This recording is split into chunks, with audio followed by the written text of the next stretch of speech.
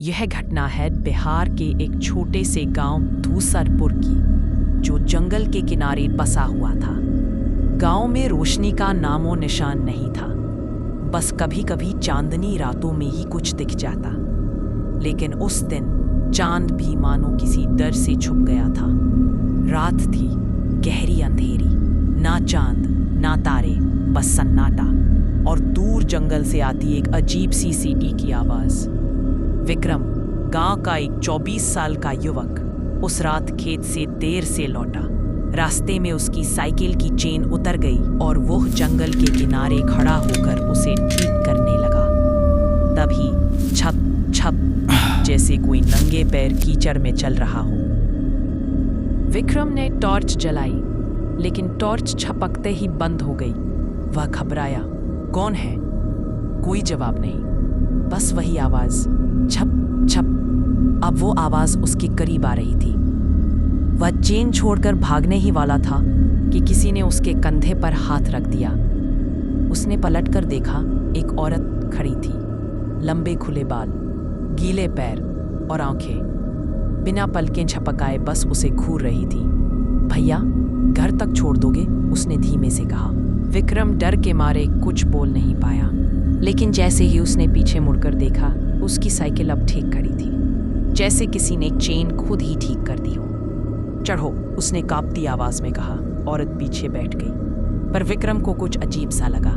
Seat पर बैठने के बाद भी साइकिल हल्की थी, जैसे कोई बैठा ही ना हो। जैसे जैसे वो गांव की ओर बढ़ा, पेड़ अपने आप हिल रहे थे बिना हवा के। चारों ओर अंधेरा और डर का साया छा गया। विक्रम को लगा जैसे रास्ता बदल गया है। वो गांव के रास्ते पर था, लेकिन अब वो एक पुराने टूटे हुए मंदिर के सामने खड़ा था।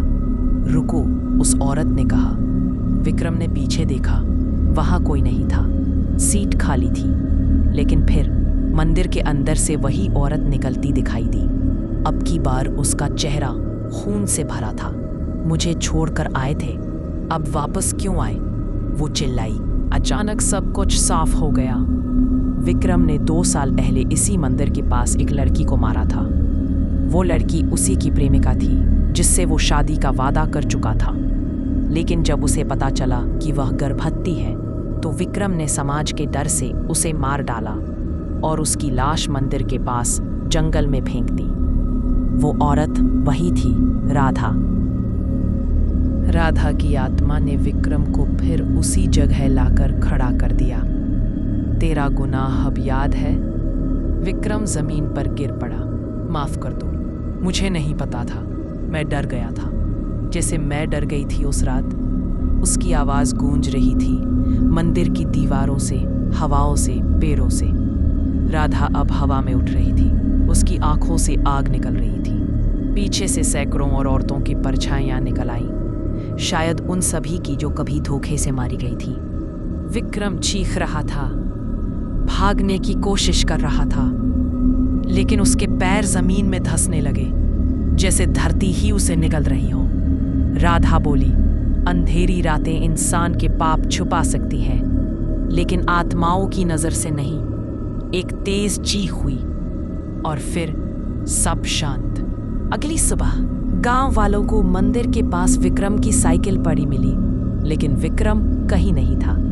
बस मिट्टी पर एक गहरा गड्ढा और उस पर खून से लिखा हुआ शब्द, गुनहगार। अब जब भी अंधेरी रात आती है, जब चांद गायब होता है और हवा रुक जाती है, गांव वाले उस रास्ते से नहीं गुजरते, क्योंकि कभी कभी उस मंदिर से वही आवाज आती है, भैया, घर तक छोड़ दोगे?